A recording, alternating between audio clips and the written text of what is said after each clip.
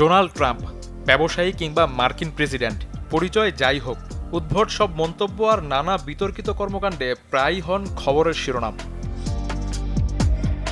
Club বিশ্বকাপেও হয়েছেন আলোচনার খোরাক। ফাইনাল দেখতে মেটলাইফ স্টেডিয়ামে এসে ঘটিয়েছেন অদ্ভুত কাণ্ড। বাধা হয়ে দাঁড়িয়েছিলেন চ্যাম্পিয়ন চেলসির উৎসবে, কেড়ে নিয়েছেন স্পটলাইট। বসুন্ধরা ডায়াপেন্ট এখন আরও উন্নত। এই হট এয়ার থ্রো টপশিট দ্রুত শোষণ করে সোনামণিকে দেয় কোমল অনুভূতি। ট্রফি দেওয়ার পর ফিফা সভাপতি সরে দাঁড়ালেও মঞ্চে ঠায় দাঁড়িয়েছিলেন মার্কিন প্রেসিডেন্ট। জিয়ান্নি ইনফান্তিনো তাকে সরে আসার ইশারা দিল, তাতে কর্ণপাত করেননি ট্রাম্প। তাতে বিরক্তি প্রকাশ পেয়েছে চেলসি ফুটবলারদের চোখে মুখেও। উপায় না পেয়ে শেষ পর্যন্ত ট্রাম্পকে নিয়েই উদযাপন করতে হয়েছে চেলসিকে।